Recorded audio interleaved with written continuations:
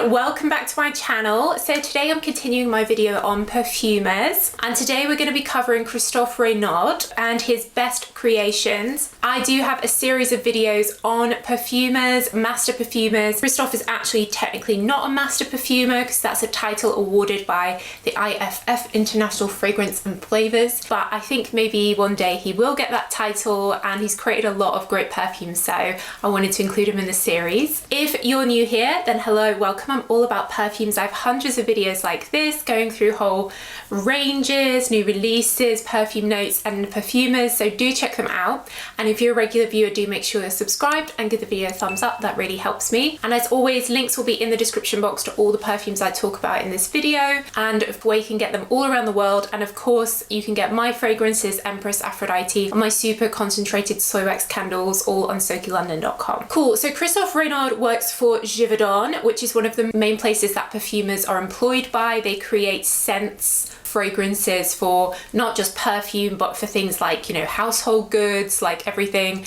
I think they have some crazy stat like every day you come across 50 of their scents in your daily life or something like that. He is French, like a lot of perfumers are, and he says that as a teenager he created a brand with a friend designing clothes and perfumes, so it's obviously been something he's loved all his life. So if we go through perfumes sort of alphabetically, my favorites, first up is one for Cacharel, their Yes I Am fragrance. Now I personally think Cacharel is such an underrated brand because they have perfumes that last, they're good projection, and they're very affordable as well. Yes I Am comes in a really unique bottle that looks like a lipstick, and it's kind of a milky sweet perfume, quite sexy, quite good for daytime but evening as well, and you can usually get it for around £30, so I think it's a great scent. For Carolina Herrera, he created another sort of sweet perfume, their Good Girl Blush. I was part of a team that created this, and this is a kind of vanilla-y peony, so you've got floral, but it's also quite creamy and vanilla-y and much softer than a lot of their other Good Girl perfumes, which are really very bold. For Dolce & Gabbana, he created Dolce Peony, which is a really lovely fresh scent.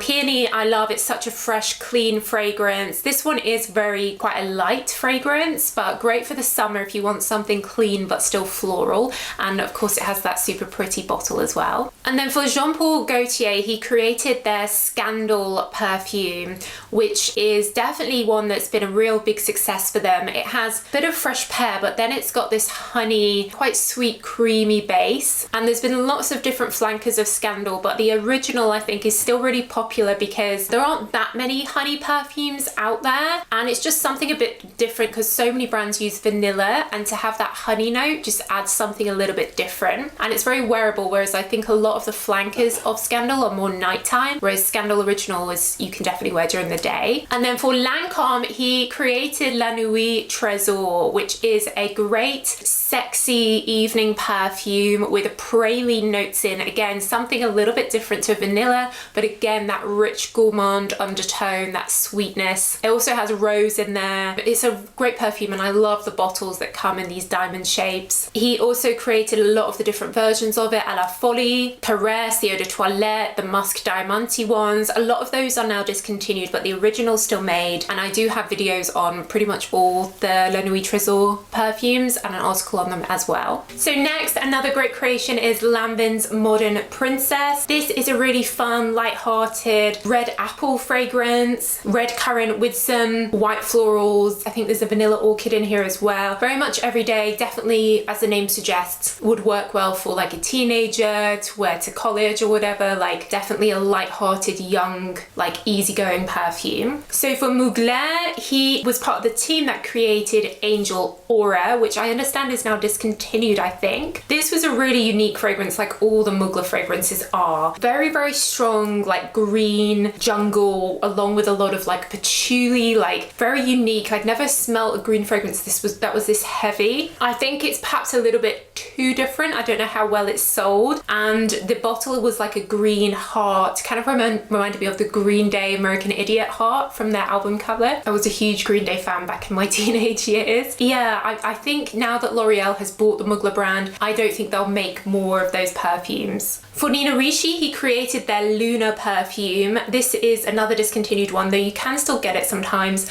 I have such a soft spot for the Nina Ricci perfumes in the apple-shaped bottles. It was one of my first perfumes, the original Nina perfume. And then Luna, I love the name Luna. Guess a little bit of a sneak peek for you guys. My next fragrance, I was thinking of calling it Luna, but I've decided not because of this fragrance, and Penhaligon's have a Luna as well. I feel like the name's already taken, but I would have loved to use that name. So little Easter egg for you there. But Luna had the caramelin of the original Nina Ricci, like apple perfume, but it also had some berry notes in, which I love. So it's kind of like Britney Spears' Midnight Fantasy mixed with original Nina. For Paco Rabanne, he was part of the team that created the 1 Million for Men perfumes. This is a super sweet, strong vanilla for men.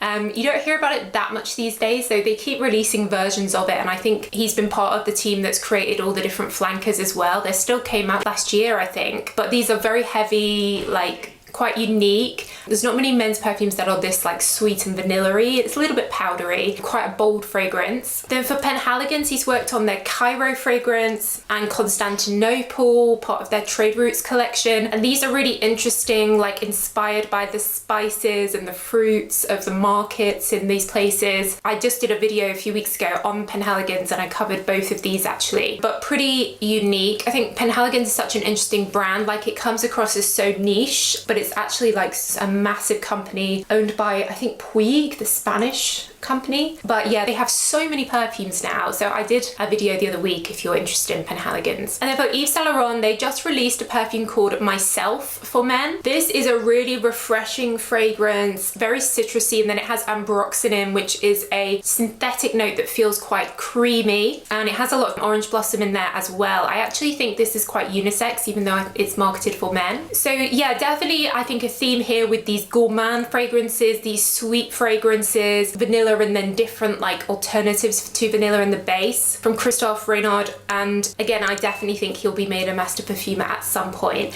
But guys, let me know what your favorite fragrance is that he's created. Let me know in the comments. I do read all the comments, and links will be down below in the description to where you can get all the perfumes I talked about. But that's it, guys. So thanks so much for watching as always, and I'll see you in the next video. Bye.